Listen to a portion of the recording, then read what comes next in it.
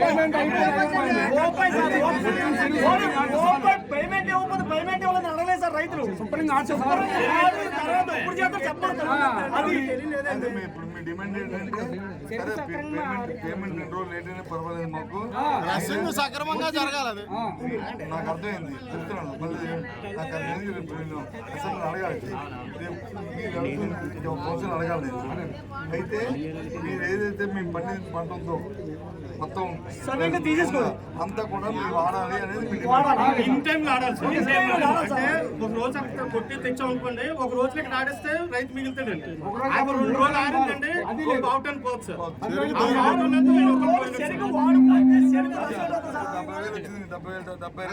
72,000 అడిగారు కదా,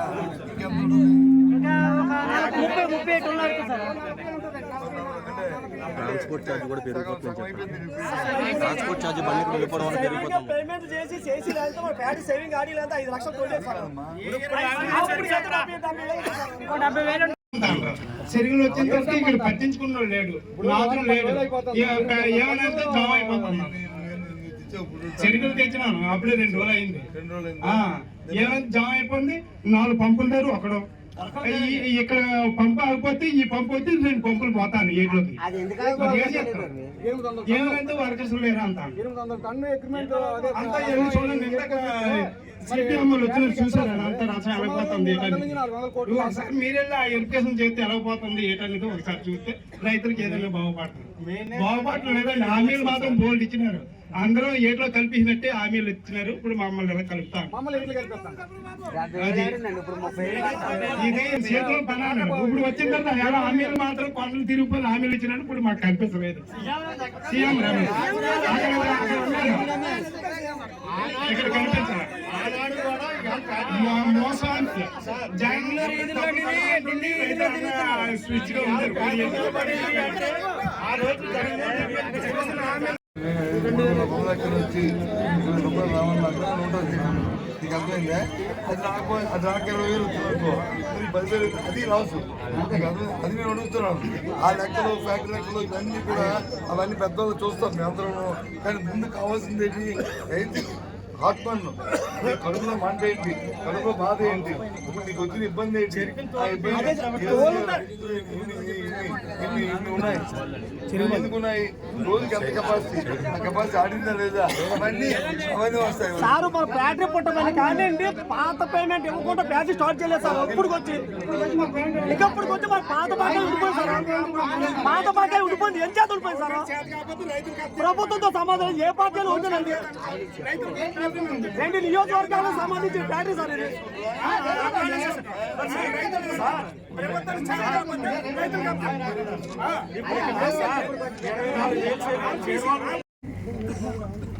మన ప్రాంతాల్లో మన రాష్ట్రంలో కోఆపరేటివ్ సొసైటీలో మిగిలిన ఫ్యాక్టరీ ఇది ఒకటే.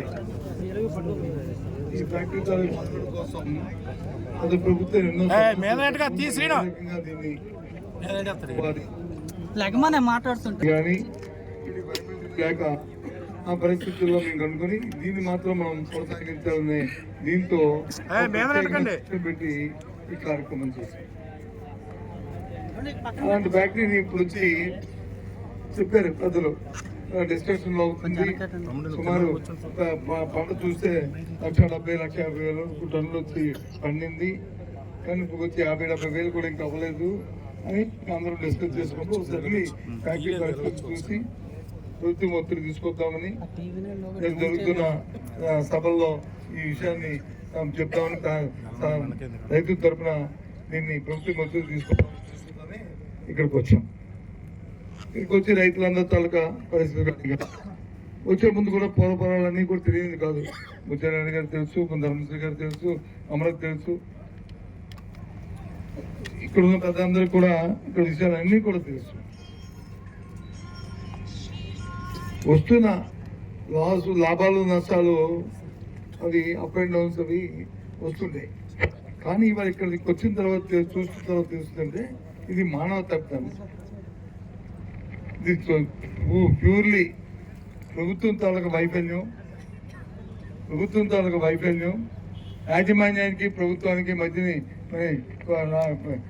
లేకపోవడం, సంబంధాలు లేకపోవడం, ప్రభుత్వం నిర్లక్ష్యం వహించడం, రైతుల పట్ల వాళ్ళకి చిత్తశుద్ధి లేదని నిదర్శనానికి ఇప్పుడు కనిపిస్తున్న ఈ తాలూకా ఈ డాక్టర్లు అన్ని కూడా ఇవన్నీ చాలా బాధ అనిపిస్తుంది. గొప్పలు చెప్తుంటారు. చూడిగా ఒకటే అడుగుతున్నాను, ఎంతవరకు అనాదిగా ఫ్యాక్టరీ పెట్టిన దగ్గర నుంచి రైతులు చెప్తుంది ఏంటి? ఏదైతే అంత ముందున్న బకాయిలు 100-200 రూపాయలు ఏదైతే టన్నుకు తగ్గించి ఇచ్చేవాళ్ళమో ఆ తర్వాత రికవరీ వస్తామని ఇచ్చి చెప్పి దాన్ని ఫైనలైజ్ చేసాం. దాన్ని ముందుగా ఇచ్చేసేవాళ్ళం. ఎప్పుడు జనబాడి ముందే ఇచ్చి క్రషింగ్ ఆడే ముందే ఇచ్చేవాళ్ళం.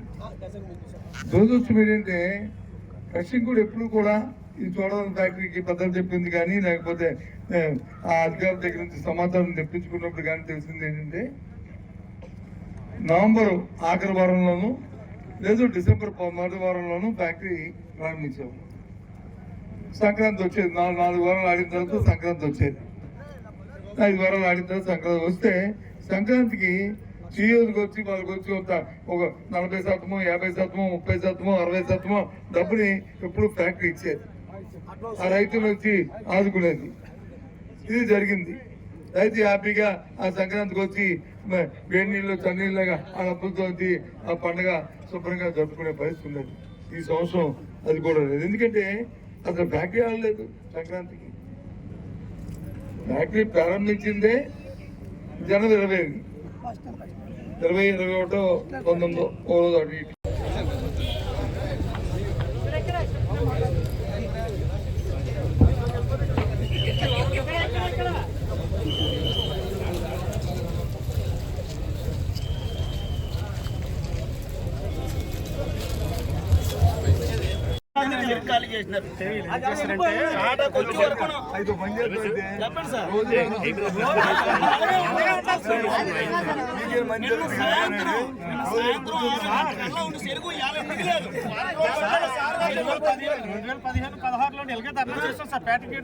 టీడీపీ అధికారులు సార్ ఆధ్వర్యంలో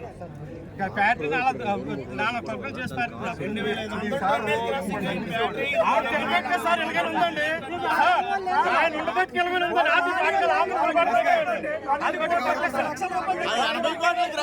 అసలు ఏమీ లేకపోతే రైతుల మట్టుకు 2 నియోజకవర్గాలు సార్ పూర్తిగా దీని మీద ఆధారపడింది. పూర్తిగా 2 నియోజకవర్గాలు దీని మీద ఆధారపడి సార్. 24,000 మంది రైతులు సార్. ఎంప్లాయీస్ 1,500 మంది సెలవు సార్. 2,000 రూపాయలు సార్. ఇలాగే దీని మీద ఉన్న వ్యాపారస్తులు ఎవరైనా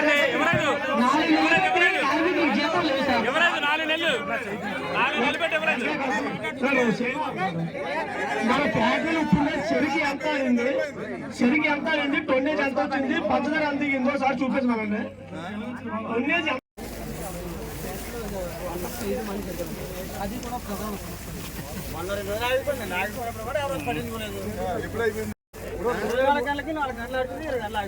ఒక రోజు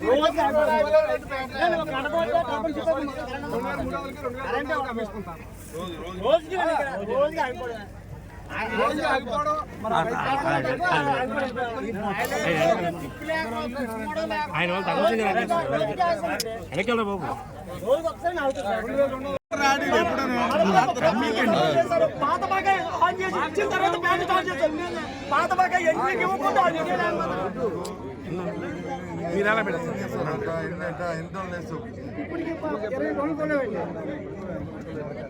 ఇప్పుడు మేము 20 టన్నులు కొన్నామండి. 20 టన్నులు కొన్నామండి. మేము తోలే ఇంచుమించు ఫిబ్రవరిలో తోలండి. ఫిబ్రవరి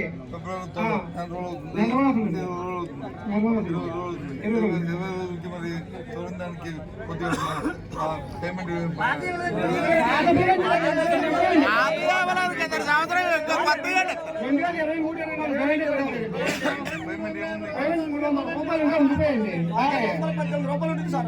418 రూపాయలు అది స్టార్ట్ అయినప్పుడు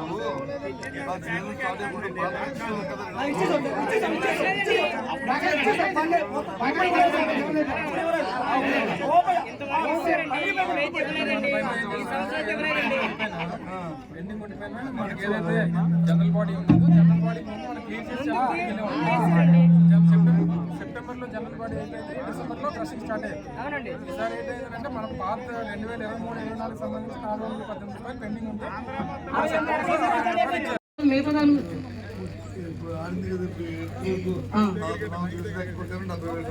అవునండి 73 ఆడింది.